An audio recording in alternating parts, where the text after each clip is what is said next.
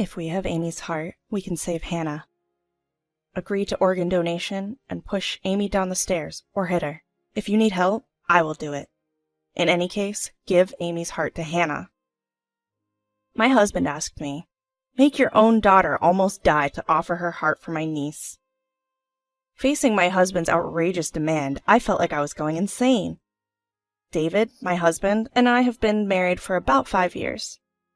Our daughter Amy was born 1 year after we got married. From the time I was pregnant, David seemed to have no interest in our unborn child. When I told him about my pregnancy, his response was an indifferent, "Oh, is that so?" Perhaps it was due to the hormonal imbalance caused by pregnancy, but I remember shouting at David, "Why aren't you happy?" And we ended up in a fight. I don't think David hates children. After all, when my sister Sarah gave birth to her daughter Hannah, David, who was my boyfriend at the time, was so moved that he held the newborn Hannah and cried. "Babies are so small," he said through his tears. The look in his eyes as he touched Hannah's soft cheek was full of love. And yet, for some reason, David seemed to dislike Amy, his own daughter, even before she was born. When we found out the gender and I told him, "It looks like it's a girl," all he said was, "Oh." When I asked him if he would attend the birth, he immediately replied, "No." Even if he didn't hate children, I thought that he might be afraid of becoming a father, and I tried to forcibly accept his terrible attitude. Then Amy was born safely. She was so lovely at the first sight, and her tiny hand grasping my finger was too adorable. But David had no interest in Amy. When Sarah came to see the baby with Hannah, who was 2 years older than Amy, David was only fond of Hannah. There was always this question. Why? Why wouldn't David ever hold Amy? Why did David always look annoyed when Amy came to him? When I confronted him with these questions, he always answered irritably, "I'm busy with work. I can't afford to spend time on the child." David had a strong ambition to rise, and he seemed to be eager to get promoted as soon as possible. He actively took on work, and there were days when he would be holed up in his room at home, writing business proposals. Perhaps work was the most important thing to David. Still, I had always wished for him to consider his family first. I might be selfish, but I had always wanted him to watch Amy grow up with me. Amy started going to kindergarten and playing with her friends, lively every day. I felt like I had been raising her all by myself, but I made some mom friends and my loneliness was somewhat relieved. When I consulted my mom friends about David, one of them, a straightforward and big sisterly woman, bluntly suggested, "Why don't you get divorced?" Raising a child should be a joint effort between husband and wife. Being busy at work is no excuse at all. And isn't Amy 4 years old? I'm surprised you've put up with this for so long. There are also kids who get hurt more when their parents get divorced as they grow older, so if you're going to make a decision, sooner is better. I might be sticking my nose in your business, but... What she said was very reasonable, and I'd been considering divorce myself. But I couldn't make up my mind, constantly worrying about whether I could raise Amy on my own, or whether it was okay to arbitrarily take away Amy's father from her, even though he was such a bad father. So her words were not unwelcome at all, but rather a relief, giving me a strong push in the back. I decided to discuss divorce with David. The night I made the decision, after Amy fell asleep, David came to me and asked me to give Amy's heart to our niece Hannah. David had researched organ donation, and it seemed possible for a child to receive a transplant with parental consent. I had only just found out from David, not Hannah's mother Sarah, that Hannah was suffering from a severe heart condition and could not live much longer. "We need to get Amy's heart to Hannah as soon as possible," David said, agitated. "I need a moment," I protested, my voice sounding more like a scream. "What's going on? I feel sorry for Hannah, but why does David know about this?" "Because Hannah is my child!" I was so shocked, I couldn't speak. I felt sick. Despite David being right in front of me, leaning on the dining table and holding his head, I couldn't feel him close. "What do you mean?" I managed to ask, my voice shaking. David, unable to hide his irritation, started explaining his desperate situation. It seemed like David had a crush on Sarah, who was a year younger than me, for a long time. He had once proposed to her, but Sarah chose Kyle, the man she is now married to.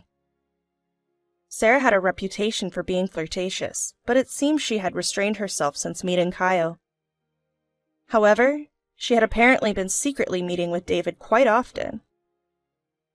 David said Sarah chose Kyle, not him, because Kyle was a civil servant. David earned less than the average salaried worker. His salary would hardly increase unless he got promoted. David's strong ambition was to get promoted quickly and take Sarah away from Kyle. Sarah is raising Hannah as Kyle's child, but she promised that if I got promoted and started earning more, she will definitely leave Kyle and come live with me and Hannah. Then why did you marry me? By marrying you, I can stay close to Sarah and naturally have more opportunities to see Hannah. You married me for such a reason? I love David, but he never really saw me. The fact made me miserable and frustrated. To my despair, David added fuel to the fire. Amy isn't my child, is she? Amy doesn't look like me at all. She must be the child of some unknown man. Hannah's life is far more important than Amy's. Amy's heart should be given to Hannah. I felt as if something inside me had snapped. I'm not sure whether it was my love for David or my patience that snapped. Anyway, the man in front of me looked like some horrible monster. I swear I haven't cheated. Don't lump me together with people like you. Amy is definitely our child, but you're right. Amy doesn't resemble you. She is not a ruthless, unreasonable person like you. She's very kind. David glared at me angrily, but I was no longer afraid. As a mother, I am determined to protect Amy at all costs. I thought it would be dangerous to stay in this house with Amy, so I decided to leave immediately.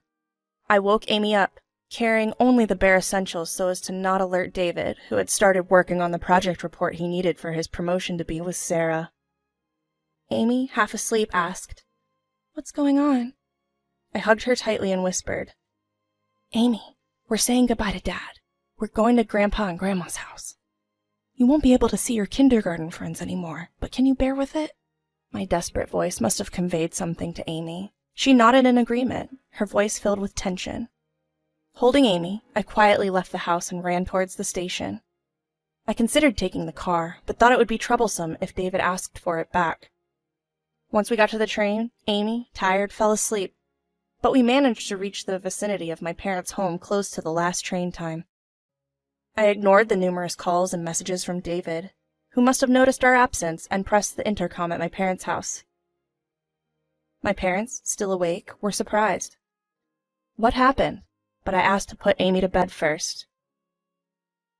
After laying Amy to sleep on the second floor, I explained the situation to my parents. I confessed my intention to break up with David. They were shocked by David's cruelty and despaired to know that Sarah was raising her child with David as Kyle's child. No parent would be happy knowing their child is engaged in cuckolding. Knowing that Amy's life was in danger, they allowed Amy and me to live in their home. The next day, unable to sleep, we greeted the morning. Amy seemed to not fully grasp the situation, but she was extremely happy to see her grandparents. As I watched my parents lovingly observing Amy, I remembered the words a friend had told me. "You should divorce him as soon as possible," she had said. And I think she was right. It was possible that David had been planning to harm Amy without even consulting me. The thought sent chills down my spine. I ignored all of David's messages and texted him, "I will be seeking a divorce through lawyers. You are never to see Amy again." Shortly afterwards, I received a phone call from David's parents. "What is going on?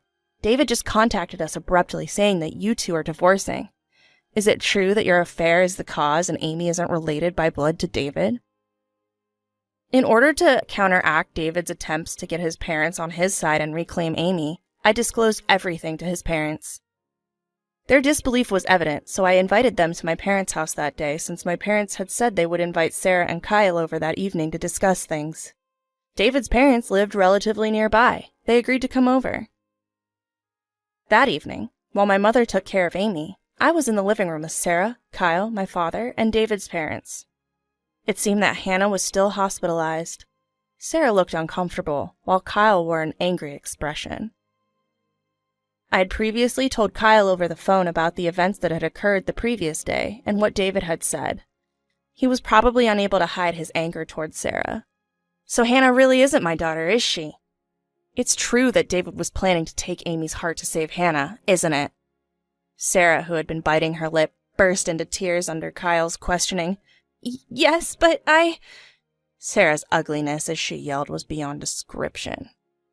Although there were my father and I, Sarah started talking like a tragic heroine.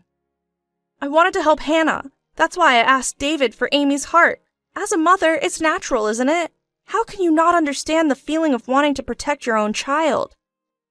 Is it because Kyle and Hannah aren't connected by blood you can't understand? Despite exposing her own infidelity, Sarah was crying like a victim, and Kyle sighed deeply. His clenched fist was shaking, and I was worried that he might hit Sarah at any moment, but Kyle seemed to be making an effort to speak rationally. I've always believed and raised Hannah as my true daughter. I was confused when I was told that Hannah is Sarah and David's child, but my feelings of caring for Hannah haven't changed. If I could cure Hannah's disease, I'd do anything. Then taking Amy's heart is no big deal. To go as far as taking the life of your niece to save Hannah, you and David are abnormal. Sarah, who was yelled at by Kyle, started crying loudly. I am so sorry. It was heartbreaking to see my father apologize deeply to Kyle. David's parents, who were listening in disbelief until now, also deeply apologized to Kyle and me alongside my father. Our foolish son, we are truly sorry. My father-in-law's voice was trembling as he apologized, and I could feel the enormity of the crime Sarah and David committed. Since the meeting was held to confirm the facts, once Sarah admitted her affair, the purpose of the meeting was achieved. As Kyle said, "I'll divorce Sarah," and stood up, Sarah shouted, "Wait, how am I supposed to live now? Who's going to pay for Hannah's treatment?" Almost at the same time as the sound of a car entering the garage. David wasn't invited to this meeting. I thought it would be scary if something happened to Amy. But David must have known that the only place I could go was my parents' house. David, who intruded into our house, seemed to realize that all of his wrongdoings had been revealed when he saw his parents apologizing to me and Kyle, and Sarah clinging to Kyle and crying. His face, which was red with anger, turned pale instantly, and even in that situation he asked, "Where's Amy?" So I stood up and slapped his cheek. "Hannah is innocent. I feel sorry for her because she got sick, but I will never forgive you for trying to harm Amy." David, who was holding his slapped cheek, seemed to be surprised by my anger. I thought I was a quiet person. I didn't know such emotions were sleeping inside me. In the heat of my rising anger, I lunged at David. "You're the only one who's cuckolded. Amy is undoubtedly our child. You and Sarah are the ones who are messed up for doing the lowest things as humans. Don't think everyone's as messed up as you." Thanks to my father telling me to stop in the face of my raging self, I was able to regain some composure. David, who had been yelled at by me, looked at Sarah with a bewildered expression. Sarah, who had been clinging to Kyle's waist, was shaken off by Kyle. "David, I'm divorcing Sarah. If you want to marry her, go ahead. But I won't ever give you Hannah. I won't hand her over to fiends like you." Kyle's harsh, low voice, as if uttering a curse, seemed to freeze both Sarah and David in fear.